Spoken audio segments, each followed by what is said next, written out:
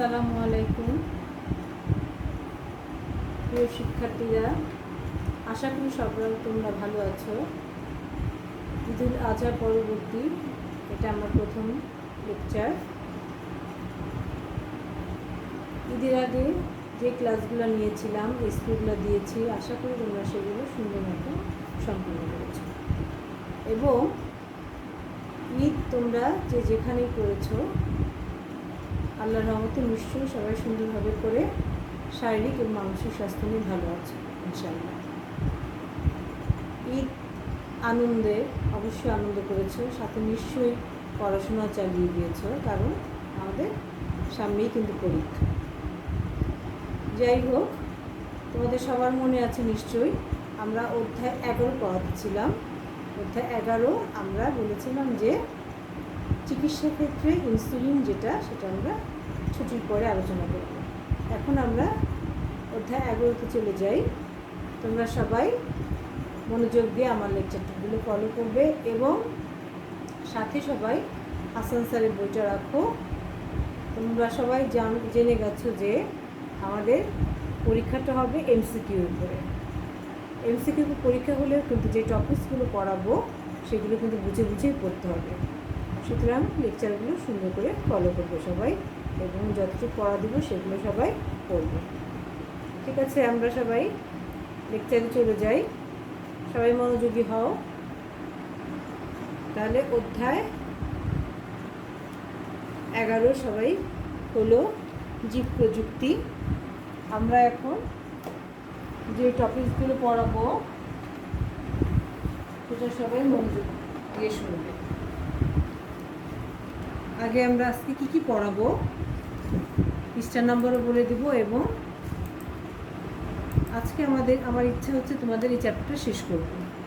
ইনশাল্লাহ আমরা শেষ করতে পারবো। আজকে 347 পৃষ্ঠা থেকে আমরা আজকে শেষ করব। তাহলে যে যে বিষয়গুলো আজকে পড়াবো একটু দেখে নাও সবাই।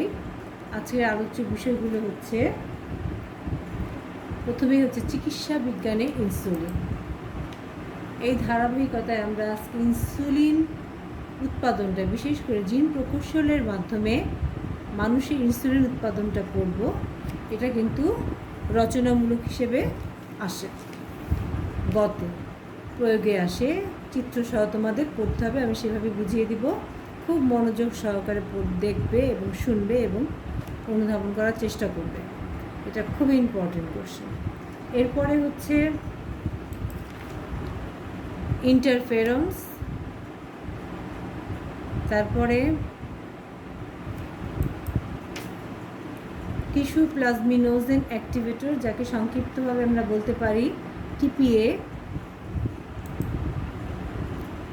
ইরিথ্রোপয়েটিন বা ইপিও, জিন থেরাপি, জিনোম সিকোয়েন্সিং। এগুলো সবই তোমাদের ইনসুলিন ছাড়া অন্য যেই টপিকসগুলো বললাম এগুলো ক এবং ঘতে আসে। তার মানে জ্ঞান এবং অনুধাবনমূলক কোশ্চেনে আসবে 1 কিংবা 2। এগুলো আমি সংক্ষিপ্ত আগে পড়ায় যাব, কিন্তু মেন তোমাদের হচ্ছে ইনসুলিন উৎপাদনটা। এটা সবাই মনোযোগ দিয়ে শুনবে। ইনসুলিন উৎপাদন আমরা আগের ক্লাসেও, ছুটির আগে যে ক্লাসটা নিয়েছিলাম, ইনসুলিনটা কী আমি সেটা তোমাদের বুঝিয়েছিলাম।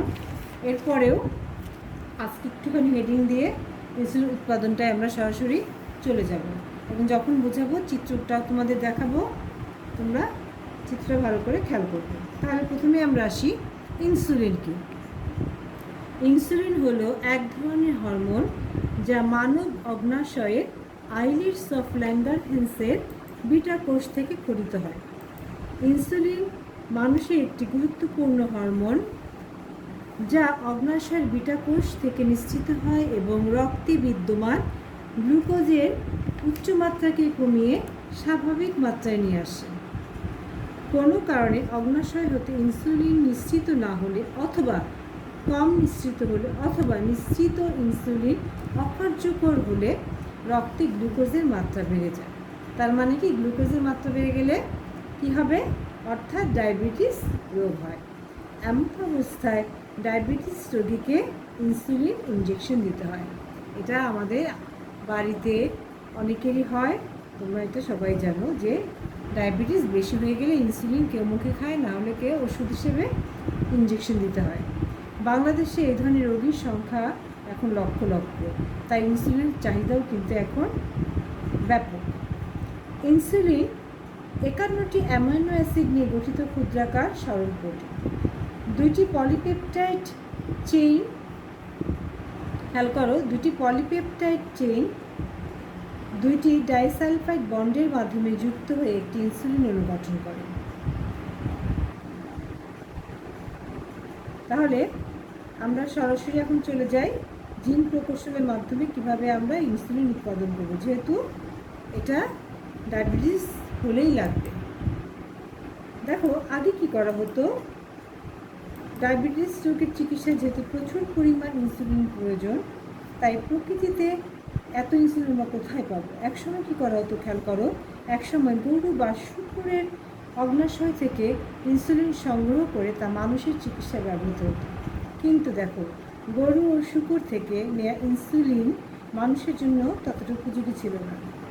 কাজেই জিন প্রকৌশলের জ্ঞান কাজে লাগিয়ে এখন কী করেছে, মানুষের জিনকে ব্যবহার করে কৃত্রিম উপায়ে কী করা হচ্ছে, ইনসুলিন তৈরি করা হচ্ছে, এবং এটা কিন্তু এখন সফলভাবে আবিষ্কৃত হয়েছে এবং মানবদেহে প্রয়োগ করা হচ্ছে।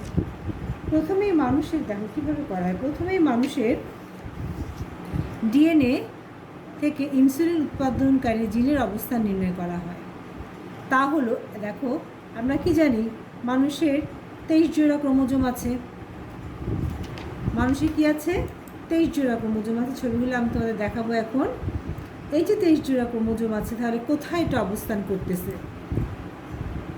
এই যে ক্রোমোজোমের ছবিগুলো দেখো, এখানে 23 জোড়া ক্রোমোজোমে 22টা দেওয়া আছে। ওই যে 11 নং ক্রোমোজোমের খাটো বাহুর ডিএনএর শীর্ষে এটা আছে, এবং এতে 153টি নাইট্রোজেন বেস নিয়ে গঠিত ইনসুলিনের জেনেটিক কোড বিদ্যমান। তার মানে এই যে 11 নম্বর ক্রোমোজোমে এটা আছে।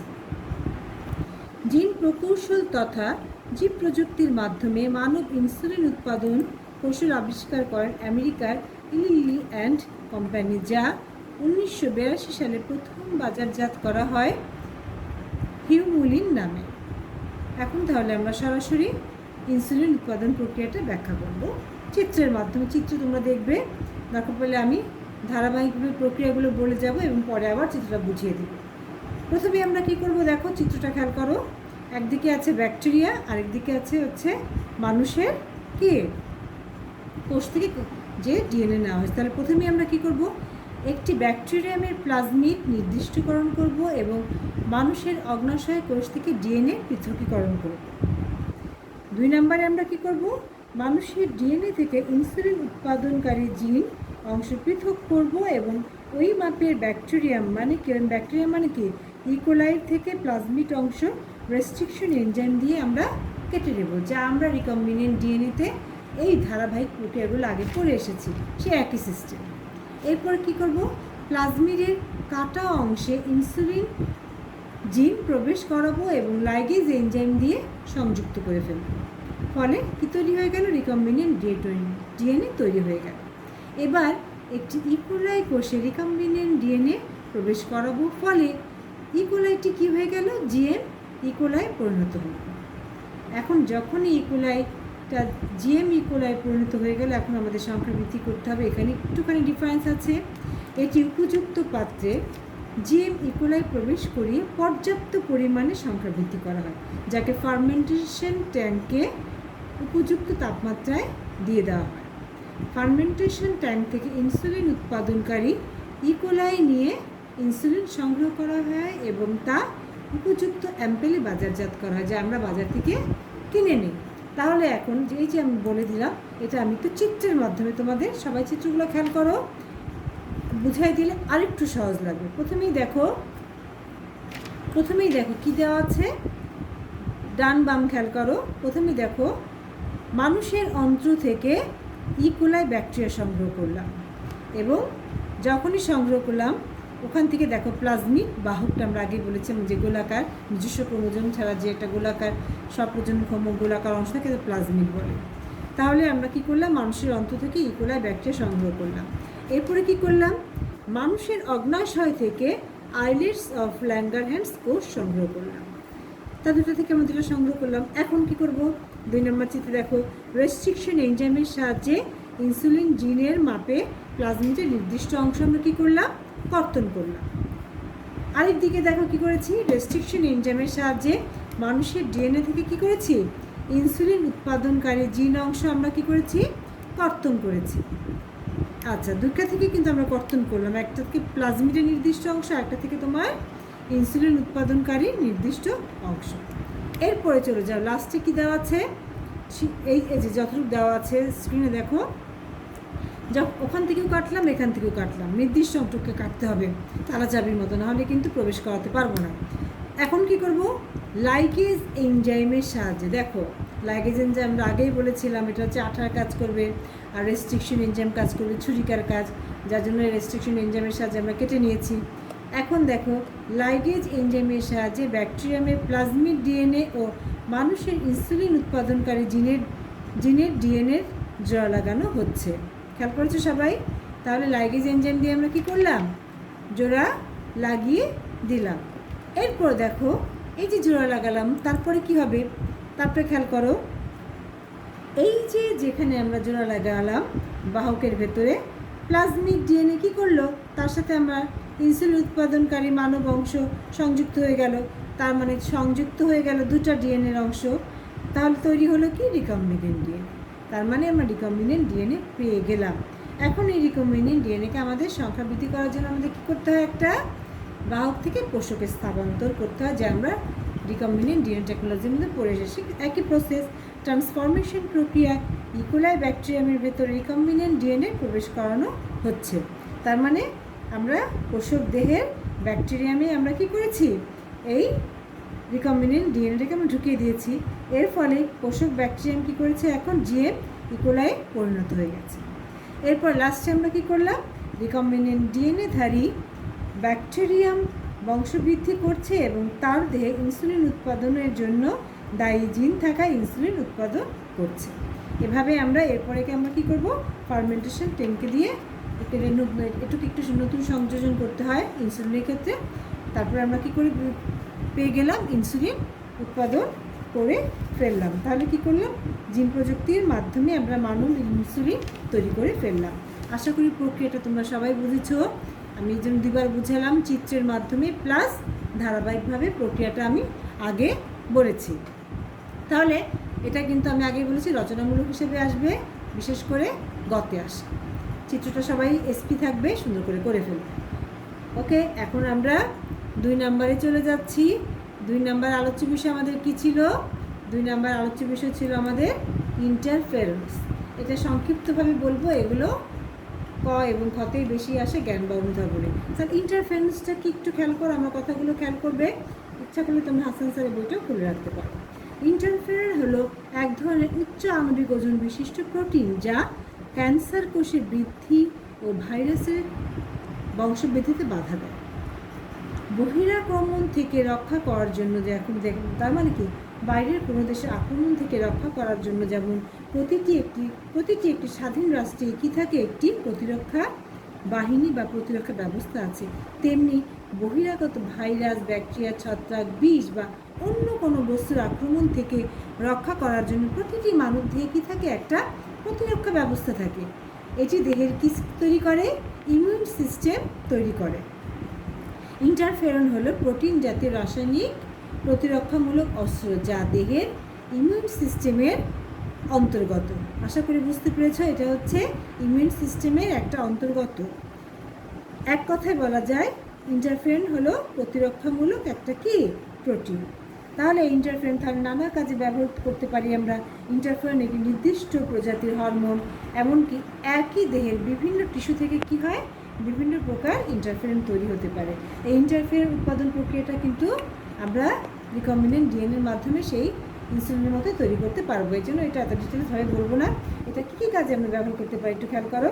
ইন্টারফেরন প্রয়োগ করে কি করা হয়, জটিল হেপাটাইটিস বি, কতক হারপিস সংক্রমণ, বিভিন্ন ধরনের প্যাপিলোমা চিকিৎসা করা সম্ভব হচ্ছে বর্তমানে। এছাড়া জলাতঙ্ক রোগের চিকিৎসাও কী করা হচ্ছে, এটা ব্যবহার করা হচ্ছে। গবেষণা গবেষকগণ ধারণা করেছেন যে ক্যান্সার কোষের বৃদ্ধি রোহিত করতে ইন্টারফেরন কি সফলভাবে ব্যবহার করা যাবে। সুতরাং ইন্টারফেরন একটা খুবই গুরুত্বপূর্ণ একটা প্রোটিন, যা প্রতিরক্ষামূলক প্রোটিন হিসেবে মানবদেহে ব্যবহৃত হচ্ছে, কিংবা আমরা কৃত্রিমভাবে এটা তৈরি করে যাদের ক্যান্সার হয় কিংবা এই রোগগুলোর কথা বললাম সে সকল রোগে ব্যবহার করা যাবে। তারপরটা হচ্ছে 3 নম্বর, tissue plasminogen activator. Tissue plasminogen activator, এটা আমি একটু সংক্ষিপ্ত বলবো, যাকে সংক্ষেপে বলা হয় টিপিএ, টিস্যু প্লাজমিনোজেন অ্যাক্টিভেটর। এটা কি? মানুষের রক্তনালীতে রক্ত জমাট বেঁধে কি তৈরি করতে পারে? স্ট্রোক তৈরি করতে পারে, অথবা হার্ট অ্যাটাক হতে পারে। সাথে সাথে জমাট রক্ত যদি আমরা গলাতে না পাই তাহলে কি হয়? অ্যাটাকটা খুব বেশি হয়ে যায়, মানুষের মৃত্যু হতে পারে। তাহলে কি হয়? সাথে আছে জমাট রক্ত গলিয়ে দিতে পারলে কি হয়? রোগী সুস্থ হয়ে উঠতে পারে। দেখো 1970 সালে প্রথম ব্যাকটেরিয়া কোষ থেকে স্ট্রেপ্টোকাইনেজ এনজাইম পাওয়া গেল, যা দিয়ে রক্ত কী করা হয়? যে জমাট বাঁধা যায় তা গলিয়ে ফেলা হয়েছিল। কিন্তু এই প্রোটিনটি মানুষের নিজস্ব প্রোটিন নয় বিধায় কি হয়? এটি অনেক সময় কী করতে পারে? পার্শ্ব প্রতিক্রিয়া সৃষ্টি করতে পারে। মানুষের রক্তে এমনিতেই প্লাজমিন এনজাইম থাকে, যা প্লাজমিনোজেন অবস্থায় বিরাজ করে। প্লাজমিনোজেন নিষ্ক্রিয় অবস্থাতে কিন্তু থাকে মানুষের দেহে। এই প্লাজমিনোজেনকে কর্মক্ষম অবস্থায় আনতে হলেই তখন কি দরকার হয়? টিপিএ। এবং এই টিপিএ তখন কি করা হয়? প্রয়োগ করলে দেহে রক্ত কি করে? জমাট বাঁধা রক্তগুলো তোমার তরল করা যায় এবং মানুষ কি করে? অনেকভাবে সুস্থ হয়ে উঠতে পারে। তাহলে সবাই টিপিএর গুরুত্বটা বুঝতে পারলা। টিপিএটা কি? আশা করি সবাই বুঝেছো। এরপরে আসো ইরিথ্রোপয়েটিন বা ইপিও। এটা একটু সংক্ষিপ্ত করে বলে দেই। আমাদের কিডনি ইরিথ্রোপয়েটিন নামক একটি হরমোন তৈরি করে, যা রক্ত প্রবাহের সাথে বোন মেরো, আমি আবার বলতেছি, আমাদের কিডনি ইরিথ্রোপয়েটিন নামক একটি হরমোন তৈরি করে, যা রক্ত প্রবাহের সাথে বোন মেরোতে প্রবেশ করে। ইপিও বোন মেরো কোষকে কী করে? বিভাজনকে উদ্দীপ্ত করে এবং প্রচুর আরবিসি মানে লোহিত রক্তকণিকা উৎপন্ন করে। যাদের কিডনি বিকল হয়ে যায় বা প্রায় অনেক সময় অকেজো হয়ে পড়ে, বিকল হয়ে যেতে পারে, অকেজো হয়ে যেতে পারে, তাদের নিয়মিত ডায়ালিসিস করতে হয়। ডায়ালিসিসের সময় এই হরমোনও কী করে? ইপিও কোষ বা ইপিও রক্ত থেকে বের হয়ে যায়। ফলে রোগীর দেহে কী হয়? আরবিসি একেবারেই কমে যায় এবং রোগী তাই কী হয়? রক্তশূন্যতায় ভোগে। তার মানে সবাই বুঝতে পেরেছে এখন ইপিওটা কি। এরপরে যাও, এটাও কিন্তু আমরা সেই একই প্রসেসে তৈরি করতে পারবো রিকম্বিনেন্ট ডিএনএ টেকনোলজির মাধ্যমে। লাস্ট হচ্ছে আমরা পড়াবো জিন থেরাপি। জিন থেরাপিটা কি? জিন থেরাপিটা হচ্ছে, সংজ্ঞাটা একটু সবাই মনে রাখো, কোনো নির্দিষ্ট রোগ উৎপাদনের জন্য দায়ী ত্রুটিপূর্ণ জিনকে সঠিক করার পদ্ধতি হলো জিন থেরাপি। তার মানে যেখানে ত্রুটিপূর্ণ জিন দেখা যাবে সেই ত্রুটিপূর্ণ জিনকে সঠিক করার পদ্ধতি হচ্ছে জিন থেরাপি। ত্রুটিপূর্ণ জিনটিকে রেস্ট্রিকশন এনজাইম দিয়ে কেটে সরিয়ে দিয়ে ওই জায়গায় কী করা হয়? কারেক্ট জিন প্রবেশ করানোর মাধ্যমেই কাজটি সম্পূর্ণ করা হয়। এভাবে জিন থেরাপির মাধ্যমে আমরা ত্রুটিপূর্ণ জিনের জায়গায় আমরা কী করতে পারি? সঠিক জিনটাকে প্রবেশ করিয়ে আমরা কার্যক্রম করতে পারি। এরপর আরও নানা কাজে আমরা এই রিকম্বিনেন্ট ডিএনএ ব্যবহার করা যায়, যেমন মলিকুলার ফার্মিংয়ের কাজে, পরিবেশ ব্যবস্থাপনারও কিন্তু কিছু কাজ থাকে, যেমন কলকারখানা ও খনি থেকে বর্জ্য পদার্থ নির্গমনের ক্ষেত্রে ব্যবহার করা হয়, সমুদ্রে তেল নির্গমনের ক্ষেত্রে ব্যবহার করা হয়, পয় প্রণালী বা সিওয়েজ আত্তীকরণের ক্ষেত্রে ব্যবহার করা যায়। এভাবে আমরা এই প্রক্রিয়াটা কাজে লাগাতে পারি। এখন লাস্ট পর্ব হচ্ছে জিনোম সিকোয়েন্সিং। এটাও কিন্তু ক্ষতেই বেশি আসে, আর যদি কতে আসে তখন সংক্ষিপ্তভাবে লিখবা, আর ক্ষতে আসলে একটু ডিটেলস লিখবা। এই জন্য আমি একটু বড় করেই বলতেছি তোমাদের। জিনোম সিকোয়েন্সিংটা কী? জিনোম সিকোয়েন্সিং আধুনিক প্রযুক্তির একদমই কিন্তু একটা আধুনিক প্রযুক্তি। জিনোম সিকোয়েন্সিং আধুনিক প্রযুক্তির এক উল্লেখযোগ্য অগ্রগতি। প্রতিটি জীবে একটি নির্দিষ্ট সংখ্যক ক্রোমোজোম থাকে। এটা আমরা ক্রোমোজোমগুলো কিন্তু দেখিয়েছিলাম যে মানুষের দেহে 13 জোড়া ক্রোমোজোম তোমাদের ইনসুলিনে দেখিয়েছি। সাধারণত ক্রোমোজোমগুলো বিভিন্ন গঠন বা ধরনের হয়ে থাকে। কোনো একটি প্রজাতির একটি নিউক্লিয়াসে সাধারণত ক্রোমোজোমের একটি সেটকে বলা হয় জিনোম। হ্যাপ্লয়েড নিউক্লিয়াসে একটি জিনোম থাকে আর ডিপ্লয়েড নিউক্লিয়াসে দুটি জিনোম থাকে। দেখো, মানুষের দেহকোষে 23 জোড়া ক্রোমোজোম থাকে। প্রতিটি জোড়ার একটি করে 23টি ক্রোমোজোম মিলিতভাবে গঠন করে মানুষের জিনোম। কাজেই মানুষের দেহকোষে এক জোড়া জিনোম আছে। এখন খেয়াল করো, ক্রোমোজোমের মূল উপাদান কি? আমরা জানি ডিএনএ, এবং ডিএনএ অংশবিশেষী জিন হিসেবে কাজ করে। কাজেই বলা যায় একটি জীবে এক সেট ক্রোমোজোমে অবস্থিত সকল জিনসমূহ পূর্ণাঙ্গ ডিএনএ জিনোম। সহজভাবে সংজ্ঞাটা আমরা কীভাবে বলতে পারি? সহজভাবে একটি জীবকোষে অবস্থিত জিন সমষ্টিকে কী বলা হচ্ছে? একত্রে জিনোম। তার মানে পুরো জিন সমষ্টিকে কী বলা হচ্ছে? একত্রে জিনোম বলা হচ্ছে। তাহলে একটি জীবকোষে অবস্থিত জিন সমষ্টিকে একত্রে জিনোম বলা হয়। এই জীবের জিনোমকে ওই জীবের কি বলা হয়? তাহলে একটি জীবের জিনোমকে ওই জীবের মাস্টার ব্লুপ্রিন্ট বলা হয়। এখন সংজ্ঞাটা আমি আরেকটু সহজ করে বলতেছি। আমরা কি জানি অসংখ্য নিউক্লিওটাইড বিভিন্ন বিন্যাসে সজ্জিত হয় ডিএনএ অনুগঠন করে। তার মানে নিউক্লিওটাইডগুলো কীভাবে থাকে? এখনও ডিঅক্সি রাইবোজ সুগার থাকে নিউক্লিওটাইডে, এখনও নাইট্রোজেনাস বেস থাকে। নাইট্রোজেনাস বেসে কী থাকবে? Adenine, guanine, cytosine, thymine. আর কি থাকে? এখনও ফসফেট যুক্ত হয়ে এক একটি নিউক্লিওটাইড গঠন করতেছে। তাহলে এখন সংজ্ঞাটা আমরা কীভাবে বলতে পারি? ডিএনএ অনুদৈর্ঘ্যে, খেয়াল করো, ডিএনএ অনুদৈর্ঘ্যে অ্যাডিনিন, গুয়ানিন, সাইটোসিন, থাইমিন বেসগুলো কোন অনুক্রমে কোনটির পর কোনটি সজ্জিত থাকে তা হলো জিনোম সিকোয়েন্স। আর এই সিকোয়েন্সটি উদ্ঘাটন করার কাজই হলো জিনোম সিকোয়েন্সিং বা ডিএনএ সিকোয়েন্স। আশা করি তোমরা সংজ্ঞাটা সবাই বুঝতে পেরেছ। তাহলে কিন্তু আমরা এই চ্যাপ্টারটা এখন শেষ করলাম। তবে এই জিনোম সিকোয়েন্সিং কিন্তু এখন নানা কাজে ব্যবহার করা যাচ্ছে। যেমন কী কী কাজে দেখো এখন ব্যবহার করা হয়? অপরাধী শনাক্তকরণে জিনোম সিকোয়েন্সিং ব্যবহার করা হচ্ছে, পিতৃত্ব নির্ধারণে, তারপরে তোমার স্বজন নির্ধারণে, শ্রেণীবিন্যাসের স্তর নির্ধারণে, শ্রেণীবিন্যাস প্রক্রিয়ার বৈশিষ্ট্যের মিল নির্ধারণে, নানা কাজে এখন আমরা জিনোম সিকোয়েন্স ব্যবহার করা হচ্ছে। তাহলে এই চ্যাপ্টারটা তোমরা আশা করি সবাই বুঝেছো। এই চ্যাপ্টারটা কিন্তু আমরা বেশ 3-4টা ক্লাস নিয়েছি, এবং প্রত্যেকটা ক্লাসই কিন্তু তোমরা আশা করি মনোযোগ দিয়ে শুনেছো। হ্যাঁ, বিশেষ করে আমি প্রথম থেকে একটু রিভিশন করে যাই কি কি ছিল এই চ্যাপ্টারটায়। এই চ্যাপ্টারটায় ছিল হচ্ছে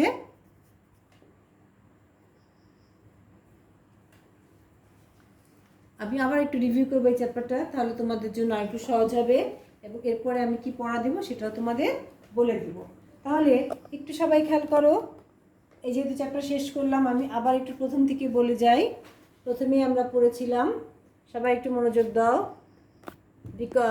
টিস্যু কালচার, তারপরে রিকম্বিনেন্ট ডিএনএ ধারাবাহিকতার আলোকে আমরা আজকে পড়ালাম ইনসুলিন, তারপর আর কিছু কিছু সংজ্ঞা আজকে যে দিকে পড়ালাম সেগুলো তোমরা খুব ভালো করে পড়ে ফেলবে।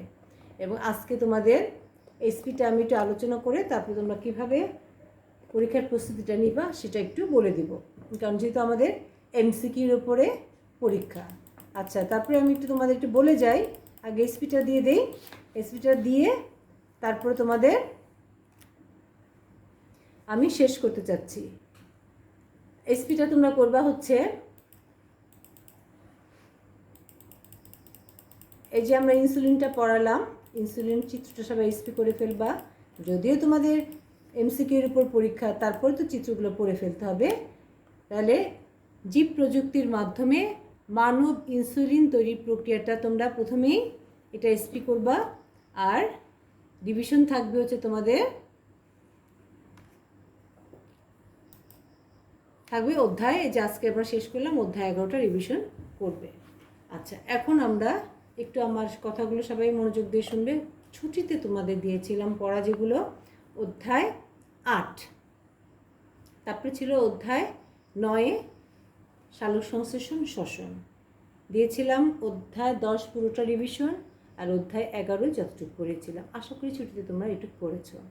আর এইচপি যেটা করতে বলেছিলাম, যেহেতু এমসিকিউর উপর পরীক্ষা, আমি বলেছিলাম যে 5, 6, 7, 8, 9, 10, 11 এই 7টার উপর যেহেতু আমাদের এমসিকিউর উপর পরীক্ষা হবে, তোমাদের নোট করতে বলেছিলাম শর্ট কোশ্চেনগুলো, যেগুলো কয়ে আসে জ্ঞানমূলক কোশ্চেন। আশা করি তোমরা যে যতগুলো পেয়েছো সবাই সেটা পড়েছো। এবং যেহেতু আমাদের এমসিকিউ কোশ্চেন আসবে, তোমরা কী করবে, এক একটা চ্যাপ্টার অ্যাটলিস্ট 20 বার রিডিং পড়বে। রিডিং পড়ে লাল কালি দিয়ে দাগিয়ে ফেলবে। দাগিয়ে ফেললে দেখবা যে যেখান থেকে কোশ্চেন আসো তোমরা কিন্তু পারবে। রচনামূলক কোশ্চেনের মূল বৈশিষ্ট্য হচ্ছে, আমরা যখন রচনামূলক কোশ্চেনটা, যেহেতু তোমাদের রচনামূলকের আলোকে কিন্তু আমি পড়াচ্ছি, কিন্তু এমসিকিউ ওর ভেতর থেকে থাকবে। এমসিকিউ কিন্তু পুরো বই থেকেই পড়তে হবে, এবং বইটা যে পড়বে সেই কিন্তু এমসিকিউ অ্যান্সার করতে পারবে। আশা করি তোমরা খুব ভালো করে এটা পড়ে ফেলবে। আরেকটা কথা বলতে চাই, সেটা হচ্ছে এই যে অধ্যায় 5, 6, 7 এগুলো কিন্তু অনেক আগের পড়া। তোমাদের সেই আমরা যখন ক্লাস চলেছে তখনই পড়িয়ে ফেলেছিলাম 5, 6, 7, 8 এগুলা। আর 9টা বলেছিলাম যে তোমরা ইউটিউব থেকে দেখে নিবে সালোক সংশ্লেষণ শ্বসনটা। তোমরা অবশ্যই দেখেছো নিশ্চয়ই ছুটির ভিতরে ক্লাসগুলো। আর 9 যে বাকি আছে আয়ন পরিশোষণ আর প্রশোধন, সেটা আমি তোমাদের নেক্সট মঙ্গলবার ক্লাসে ইনশাল্লাহ পড়িয়ে দেব। তাহলে আজকের পড়াটা আশা করি সবাই বুঝেছো সুন্দর করে। এসপিটা দেখে নাও। আর এই তো পড়া, ঠিক আছে সবাই? তাহলে ভালো করে পড়ে ফেলবে এবং সবাই ভালো থাকো। সকাল ভোরে উঠবে, নামাজ পড়বে এবং সুন্দর করে পড়াশোনা করবে, তাহলে দিনের বরকত ইনশাল্লাহ হবে। সবাইকে ধন্যবাদ জানিয়ে শেষ করছি। আসসালামু আলাইকুম।